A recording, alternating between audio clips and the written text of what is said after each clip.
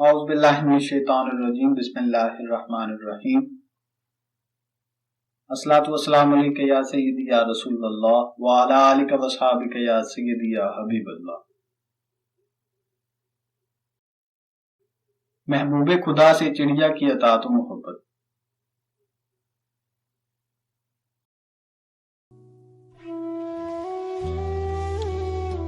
چڑیا کی فریاد۔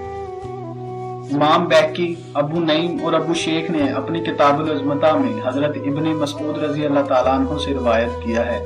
وہ فرماتے ہیں کہ ایک سفر میں ہم رسول اللہ صلی اللہ علیہ وآلہ وسلم کے ساتھ تھے۔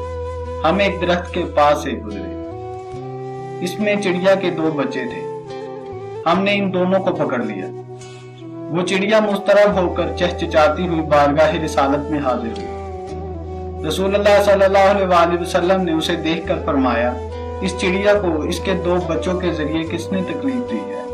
ہم نے عرض کی، یا رسول اللہ صلی اللہ علیہ وآلہ وسلم، ہم نے اس کے بچوں کو اٹھایا ہے۔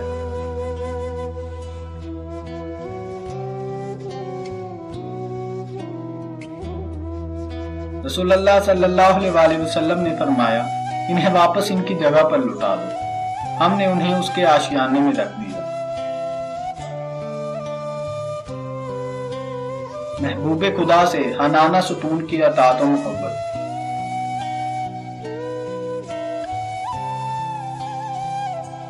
بیس کے قریب صحابہ نے یہ معجزہ متواتر روایت کیا ہے۔ خطبے کے دوران رسول اللہ صلی اللہ علیہ وآلہ وسلم کھجور کے ایک تنے یا ستون حنانہ سے ٹیک لگاتے تھے۔ جب لوگوں کی تعداد زیادہ ہو گئی تو رسول اللہ صلی اللہ علیہ وآلہ وسلم کی اجازت سے آپ صلی اللہ علیہ وآلہ وسلم کے قد کے مطابق ایک ممبر تیار کروایا گیا، جس 3 سیڑھیاں تھیں۔ جب جمعۃ المبارک کا دن آیا تو آپ صلی اللہ علیہ وآلہ وسلم اس ممبر پر تشریف فرما ہوئے۔ اس جدائی اور احساس محرومی کے مارے کھجور کا وہ تنا اس طرح زار و قطار ہونے لگا جس طرح ایک اونٹنی اپنے بچے کے لیے بلبلاتی ہے۔ کئی اصحاب کے مطابق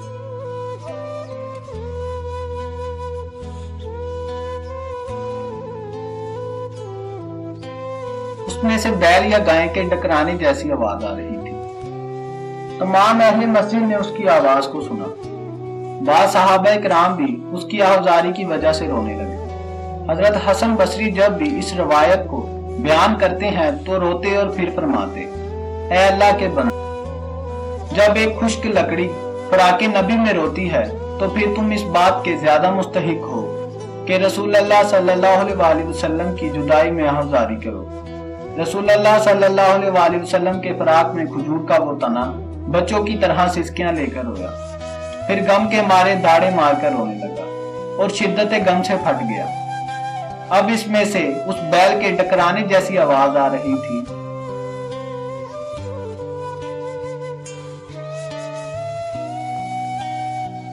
جسے بے دردی سے ذبح کیا جا رہا ہو۔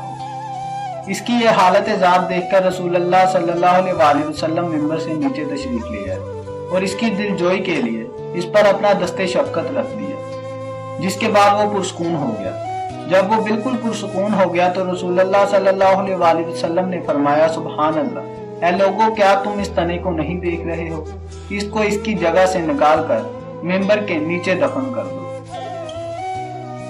آقا کریم صلی اللہ علیہ وآلہ وسلم کے فرمان کی تعمیل میں اس سچے عاشق رسول صلی اللہ علیہ وآلہ وسلم لکڑی کے ٹکڑے حنانہ کو ممبر رسول اللہ صلی اللہ علیہ وآلہ وسلم کے نیچے آپ کے قدموں میں دفن کر دیا گیا۔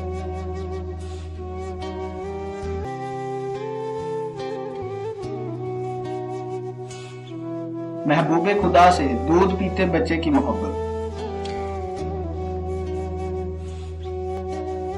دار قطنی، حاکم، امام بیہقی اور خطیب بغدادی نے حضرت معاذ جمامی سے روایت کیا ہے۔ وہ فرماتے ہیں کہ میں نے حجۃ الوداع کے ساتھ رسول اللہ صلی اللہ علیہ وآلہ وسلم کی معیت میں حج کیا۔ میں مکہ معظمہ کے ایک گھر میں داخل ہوا، وہاں رسول اللہ صلی اللہ علیہ وآلہ وسلم تشریف فرما تھے۔ آپ کا چہرہ اقدس 14ویں کے چاند کی طرح چمک رہا تھا۔ میں نے وہاں ایک عجیب واقعہ دیکھا۔ اہل یمامہ میں سے ایک شخص اپنے بچے کو لے کر بارگاہ رسالت میں حاضر ہوا۔ وہ بچہ اسی دن پیدا ہوا تھا۔ اس نے بچے کو ایک کپڑے میں لپیٹ رکھا تھا جب رسول اللہ صلی اللہ علیہ وآلہ وسلم نے فرمایا اے بچے میں کون ہوں،